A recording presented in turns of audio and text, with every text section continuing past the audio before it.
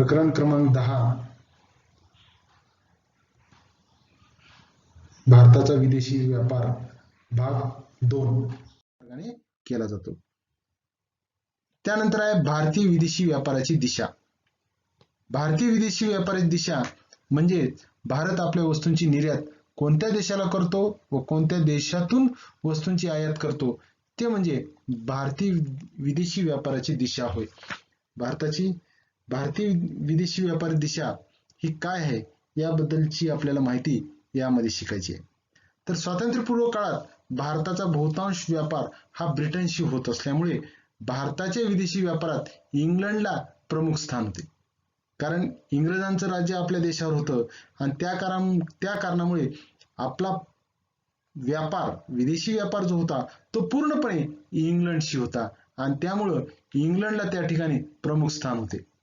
स्वातंत्र्यानंतर मात्र भारताचे इतर अनेक देशांशी व्यापार करण्याचे संबंध म्हणजे व्यापारिक संबंध हे प्रस्थापित झाले आणि आज जगातील मोठ्या देशांमध्ये जसे की America, Germany, Japan, United kingdom अशा मोठमोठ्या देशांसोबत भारताचा व्यापारी भागीदार म्हणून भारताचा व्यापार त्या ठिकाणी सुरू झालेला दिसून येतो. तर भारताच्या विदेशी व्यापाराचा कल हा कशा प्रकारचा आहे तो 2001 पासूनची आकडेवारी त्यावरची माहिती आपण पाहू. उदारीकरणानंतर म्हणजे 1991 नंतर भारताच्या विदेशी व्यापारात अनेक पटीने वाढ झाली. आयात निर्यात वस्तूबाबत भौगोलिक क्षेत्रातही संरचनात्मक बदल झाले. सद्यस्थितीत प्रमुख वस्तूंच्या बाबतीत निर्यात कल कसा आहे हे आपण पाहू. पहिलं आहे अभियांत्रिकी वस्तू. भारताच्या एकूण निर्यातीत अभियांत्रिकी वस्तूंचा हिस्सा हा 25% इतका होता. यात प्रामुख्याने वाहतुकीची स्वयंचलित व स्वयंपूर्ण उपकरणे, यंत्रसामुग्री व साधने यांचा समावेश होता. 2010-11 ते 2014-15 या काळात वाहतुकीच्या उपकरणांची निर्यात 16 अब्ज US डॉलर पासून 24.8 अब्ज डॉलर्स पर्यंत वाढली. म्हणजे ही वाढ 2010-11 ते 2014-15 मध्ये झालेली दिसून येते, ज्यामुळे वाहतुकीच्या उपकरणांची निर्यात मोठ्या प्रमाणात झालेली आहे. त्यानंतर आहे पेट्रोलियम उत्पादने. सन 2001-2 पासून भारताच्या तेल शुद्धीकरणाच्या क्षमतेत वाढ झाली. त्यामुळे भारत पेट्रोलियम शुद्धीकरण उत्पादनाचा निर्यातदार म्हणून गणला जाऊ लागला. म्हणजे भारताच्या सद्यस्थितीमध्ये निर्यात कल कसा आहे हे पाहिलं तर 2001-2 पासून भारताच्या तेल शुद्धीकरणाच्या क्षमतेत महत्वपूर्ण बदल झाला. त्यामुळे भारत पेट्रोलियम शुद्धीकरण उत्पादनाचा निर्यातदार म्हणून गणला जाऊ लागला. सन 2001-2002 मध्ये भारताच्या एकूण निर्यातीत पेट्रोलियम उत्पादनाचा हिस्सा हा 4.3% होता. तो 2013-14 मध्ये झपाट्याने वाढला आणि 20.1% इतका झालेला दिसून येतो. तिसरा आहे रसायने आणि रासायनिक उत्पादने. गेल्या काही वर्षांमध्ये निर्यातीत महत्वाच्या वस्तू म्हणजे रसायने व रासायनिक उत्पादने यांनी महत्वाची कामगिरी बजावलेली आहे. एकूण निर्यातीत यांचे प्रमाण यांचा वाटा हा 10.4% इतका आहे. भारताच्या बाबतीत निर्यातीत पाहिलं तर रत्ने आणि दागिने एक महत्वपूर्ण घटक आहे. सन 2014-15 मध्ये एकूण निर्यातीत रत्ने व दागिने यांचा हिस्सा 13.3% इतका होता. तर नंतरचा आहे कापड आणि तयार कपडे, जे आपण आयात करतो तो आज मात्र ते आपण निर्यात करताना दिसून येत आहे. कापड निर्यातीत भारत जगामध्ये अग्रस्थानी आहे, महत्वपूर्ण आहे. सन 2014-15 मध्ये भारताच्या निर्यातीत कापड आणि तयार कपड्यांचा वाटा 11.3% इतका आहे. आयात कल जसं निर्यात कल होता तसंच बाहेरच्या देशाकडून जो आपण वस्तू आणि सेवा आयात करतो त्याबद्दलचा कल कसा आहे. पेट्रोलियम पदार्थाच्या बाबतीत आर्थिक सुधारणापूर्वी व नंतरही भारताच्या आयात व्यापारात पेट्रोलियम पदार्थ हा महत्वाचा घटक आहे. 1990-92 मध्ये एकूण आयातीत याचे प्रमाण 27% इतके होते. आज हेच प्रमाण 31% पर्यंत वाढलेले दिसून येते. म्हणजेच पेट्रोलियम पदार्थ आज आपण मोठ्या प्रमाणात आयात करताना दिसून येतो. दुसरा आहे सोने. पेट्रोलियम नंतर आयात केली जाणारी दुसऱ्या क्रमांकावरील वस्तू म्हणजे सोने होय. कारण आपल्या इथं सोने हे अतिशय मूल्यवान धातू आणि संपत्तीमध्ये ते असणं अतिशय महत्वपूर्ण मानलं जाते आणि त्या कारणामुळे दुसऱ्या क्रमांकावरील महत्वाची वस्तू आयातीतील सोने आहे. 2013-14 मध्ये सोन्याच्या आयातीत लक्षणीय घट झाली. सोन्याची आयात 2010-11 मध्ये 53.3 अब्ज डॉलर होती. यात 2013-14 मध्ये घट होऊन 27.5 अब्ज डॉलर झालेली दिसून येते. परंतु ही जी घट झालेली आहे ही आंतरराष्ट्रीय पातळीवर सोन्याच्या किमतीत घट झाल्यामुळे आणि सरकारच्या विविध धोरणांमुळे व सरकारच्या सोने आयातीवरील कडक निर्बंधामुळे ही घट झालेली दिसून येते. ही घट का झाली?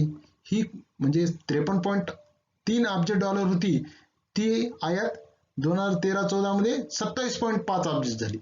पण ही घट जी झाली ती आंतरराष्ट्रीय बाजारामध्ये सोन्याच्या दरात झालेली घट, सरकारचे बदललेले धोरण आणि सरकारच्या सोने आयातीवरील कडक निर्बंध यामुळे ही घट झालेली दिसून येते. त्यानंतर तिसरा आयात कल आहे ते म्हणजे खते. 1990-91 मध्ये भारताच्या आयातीत खतांचा हिस्सा 4.1% होता. 2016-17 मध्ये त्याचे प्रमाण 1.3% पर्यंत घटलेले दिसून येते. कारण आपण मोठ्या प्रमाणात आज आपल्या देशामध्येच खते हे उत्पादित करतो आणि त्या कारणामुळे ही जरा आयातीचं प्रमाण खतांचं कमी झालेलं दिसून येते. त्यानंतर आहे चौथा लोह व पोलाद. यावरील आयात खर्चाचे प्रमाण 4.9% वरून 2.1% पर्यंत घटलेले आहे. ही झाली आयात कल. त्यानंतर आहे व्यवहार तोल संकल्पना. एका वर्षाच्या कालावधीत देशाच्या सर्व आंतरराष्ट्रीय आर्थिक व्यवहारांची पद्धतशीरपणे केलेली नोंदणी म्हणजे व्यवहार तोल होय. म्हणजे एक वर्षाच्या कालावधीमध्ये देशामध्ये जी काही आंतरराष्ट्रीय आर्थिक व्यवहार होतात ती पद्धतशीरपणे जेव्हा ज्या ठिकाणी नोंदणी त्याची केली जाते त्याला म्हटलं जाते व्यवहार तोल. आपल्या भारतामध्ये आर्थिक वर्ष हे 1 एप्रिल ते 31 मार्च हे मानलं जाते. मग 1 एप्रिल ते 31 मार्च या एका वर्षाच्या कालावधीत देशाच्या सर्व आंतरराष्ट्रीय आर्थिक व्यवहारांची पद्धतशीरपणे केलेली जी काही नोंदणी आहे त्याला म्हटलं जाते व्यवहार तोल.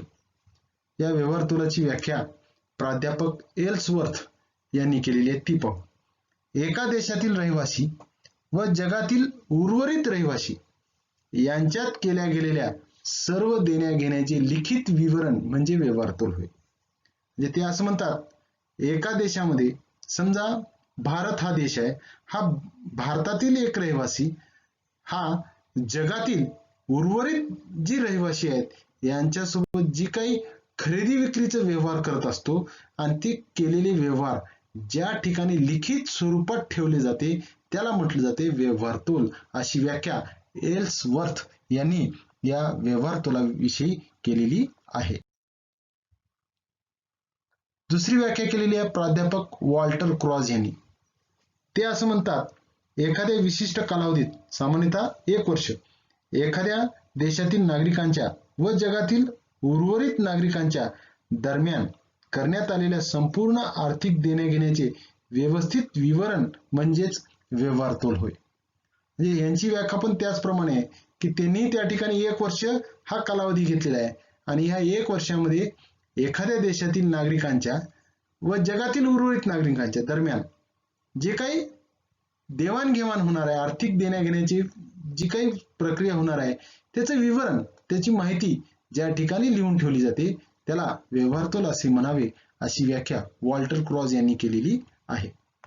थोडक्यात आपल्याला असं म्हणता येईल की देशात एका वर्षाच्या कालावधीत वेगवेगळ्या देशातील नागरिक, व्यापारी, उद्योग संस्था, सरकार यांच्यात वस्तू व सेवांची जी देवाणघेवाण केली जाते त्याच्या मूल्यांचा समावेश व्यवहार तोलात केला जातो.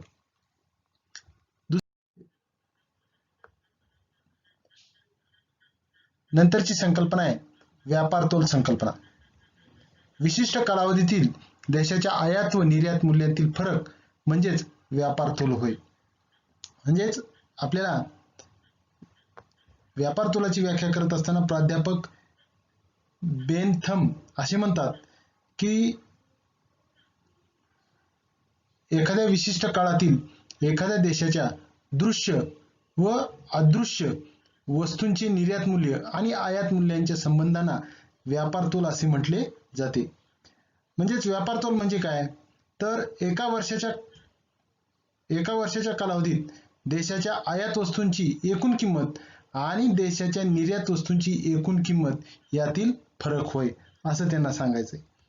तर दुसरी व्याख्या प्राध्यापक सॅम्युएल्सन यांची, ते असं म्हणतात, जर व्यापार केल्या जाणाऱ्या वस्तूंचे निर्यात मूल्य हे आयात मूल्यापेक्षा जास्त असेल तर त्याला अनुकूल व्यापार तोल असे म्हणतात.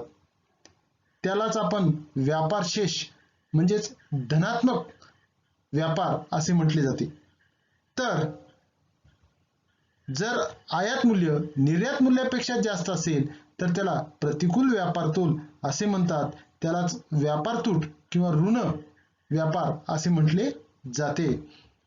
या दोन व्याख्येवरून असे स्पष्ट होते की व्यापार तोलाचा संबंध दृश्य व अदृश्य वस्तूंच्या आयात निर्यात मूल्याशी येतो आणि या दोघांतील फरकावरून आपल्याला व्यापार तोल हा लक्षात येतो.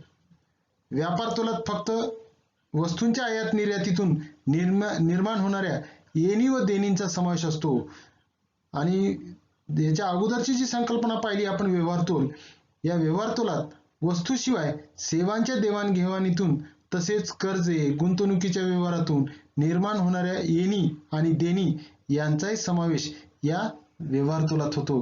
म्हणून अशा प्रकारे व्यापार तोल आणि व्यवहार तोल ह्या विदेशी व्यापाराच्या दोन महत्वपूर्ण संकल्पना आहेत. इथे आपले हे प्रकरण क्रमांक 10 संपते आणि यासोबतच आपल्या या भारताच्या विदेशी व्यापारांची माहिती आपल्याला या प्रकरणाच्या द्वारे चांगल्या प्रकारे लक्षात येते आणि आधुनिक काळामध्ये आजच्या काळामध्ये भारताचा विदेशी व्यापार हा वृद्धिंगत झालेला दिसून येतो. धन्यवाद. शैक्षणिक वर्ष 2020-21 करिता प्रकरण क्रमांक 10 मधील सरकारने काही भाग कमी केलेला आहे. तो म्हणजे भारताच्या विदेशी व्यापाराचा कल 2001 पासून यात निर्यात कल आणि आयात कल यांचा समावेश होतो. धन्यवाद. अर्थशास्त्र अभ्यास मंडळ व सर्व सदस्य अर्थशास्त्र विषय